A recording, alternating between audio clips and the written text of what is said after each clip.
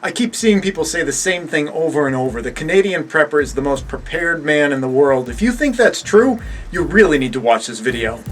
I love the chase and the hunt, and I set the pace when I'm running. I always take what I want and I always give it 100. Don't need a bank, no I'm funded. Play the game like it's nothing. I'm always thankful for something. Don't take for granted, stay humble. Now waiting, better believe in your mind, cause it's everything. You can mold, shape, find almost anything.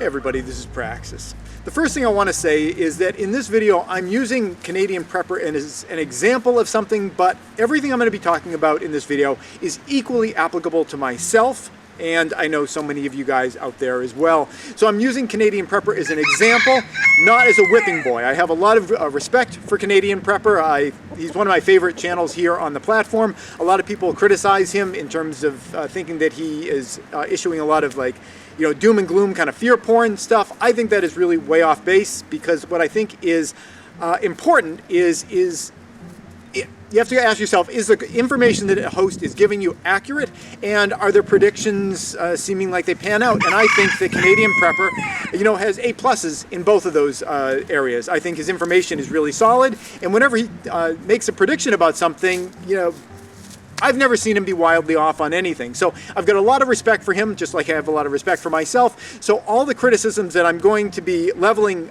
in his direction, equally, they fall right on my shoulders, and so many of the rest of us. So I'm using him as an example, not as a cautionary tale.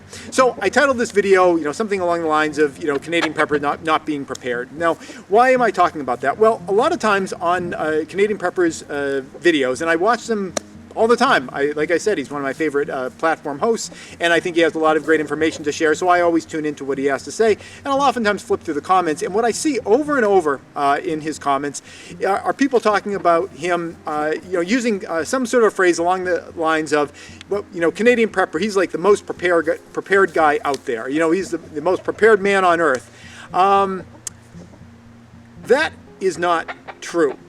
That's not true of him, that's not true of myself, and I think that Nate would probably agree with me on that. In fact, I know that at least as recently as like a year ago, Nate would frequently on his channel say things like, if the shit hit the fan right now, I don't really know what my chances would be.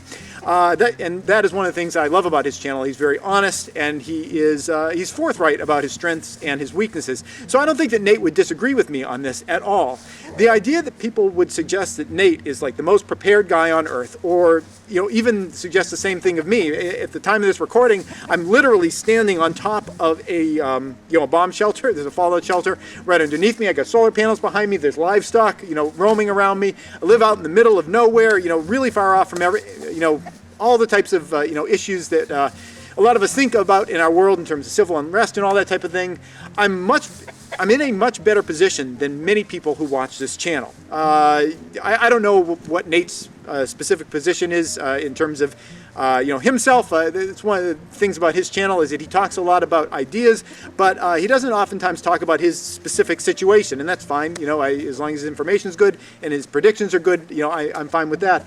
But a lot of people, if they do know my situation, because I'm very open on my channel about my situation and what I've created. I've created this whole homestead, and we've got root cellars and fallout shelters and all this kind of stuff. And occasionally people will say about myself, you're this crazy prepared guy. I'm going to show up at your house, if the shit ever hits the fan. That's not true. To suggest that people in my situation or in Nate's situation are like the most prepared people on earth is really, really off base. We are not. And I don't say that to be self-deprecating. I appreciate that Nate on his channel is self-deprecating. I try to do that, for two reasons on my channel. For one, I think it makes my channel less stuffy, and maybe makes it a little bit more approachable for people. And also, I do it for myself. I do it for myself in my own head to try to not get too full of whatever I'm doing, because no matter what I'm doing, I can always do better. And as long as once you start forgetting that, that's when you really start making mistakes. Pride comes before the fall, they say, and I think that's a really true statement. So to keep a sense of humility in all this, I think is really important. And so it's not only a sense of humility that has me saying that I am not at all the most prepared person out there. Neither is Canadian Prepper. The real people that are super prepared for what's coming are the people that you don't see on this kind of platform. There are the people that are just off doing their own thing, and they don't really need a lot of inputs from the rest of the world.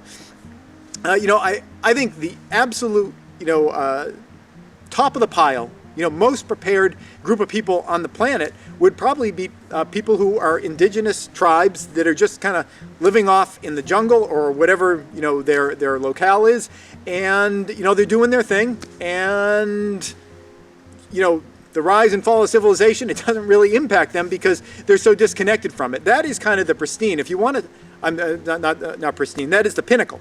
That is kind of the pinnacle of maximum preparedness, when you just really don't need that many inputs from the rest of the world, and if the rest of the world's crumbled, you're going to be fine. Those aren't the kind of people that oftentimes have channels on YouTube that are particularly successful, or successful at all. They probably don't even own a video camera.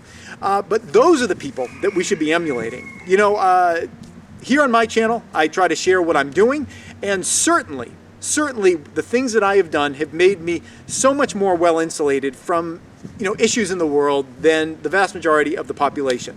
But survival doesn't grade on a curve. You're either going to make the cut or not. And for people in my case, or people in Canadian preppers situation, when things start really getting difficult, and I do believe that we're very close to that, when that starts happening, it's going to be really difficult for us as well. I think that I'm probably a little bit more removed from a lot of the stuff than Canadian prepper is, in terms of, I live in a more remote location. I have, my own energy production.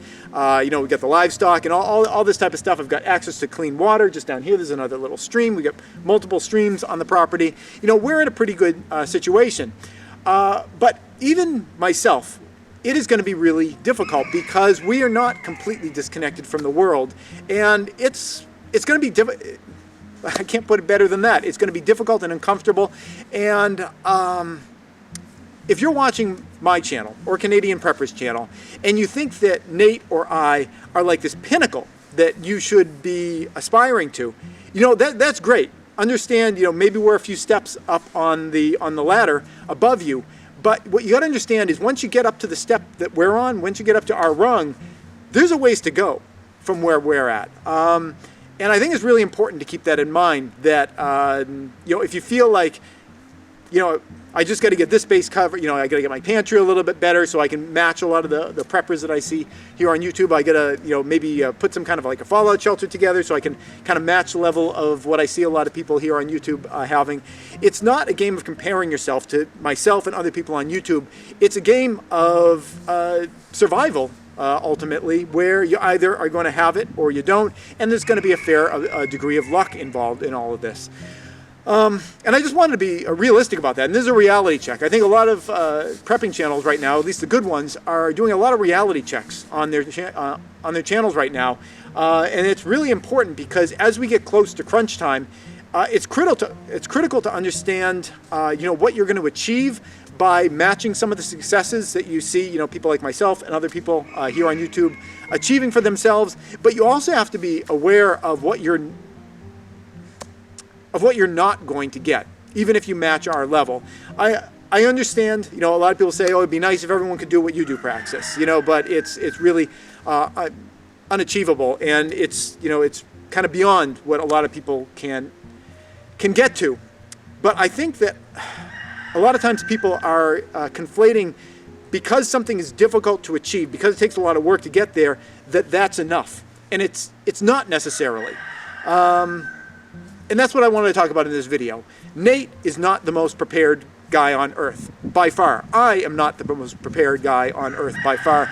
The people that are ready for this are the people that do not need all these inputs. And by need, I mean need for survival, or just for a sense of normalcy and regularity. Because I would be fine, with the exception of rule of law and those kind of dangers. I'd be fine here for years and years. We got plenty of food, we got plenty of water, we got plenty of energy. We'd be fine for several years, but beyond that point, things would start getting really, really difficult for us. And that's if the rule of law thing doesn't, come up and smack us in the behind. So no matter how prepared you are, it is going to be super, super challenging. And the only people that I think qualify is that, the most prepared guy on earth, they're people you never even heard of before, because they're off in the wilderness somewhere, subsistence living the type of existence that right now, people would say, oh, you poor dear, you're suffering and barely making it, through in your life.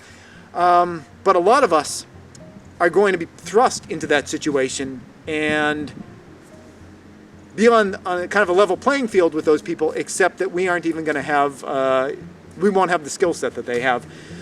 So I'm throwing that out there. Be realistic about what it means to be prepared, because if you're judging your success or your potential, a lot of military aircraft going over lately, if you're judging your potential success by comparing yourself to me and Nate and other people here on YouTube, you're going to have a real, rude awakening when the shit hits the fan, because people like myself and Nate, we're going to have a lot of trouble too. So there you go. That's it. My chickens are over here. They're vulnerable to hawks. That's actually why I have that's why I have this. I bought this specifically. It's a 22. I bought it specifically for the hawk to scare it off. I'm not going to go shooting the hawk out of the sky, but when it comes nearby and it starts swooping, you can fire off a shot into the ground and you can scare the thing away. So whenever my chickens are out, they have an armed escort until we figure out a better way of doing it. That's it. I'm still learning as well. Thanks for watching.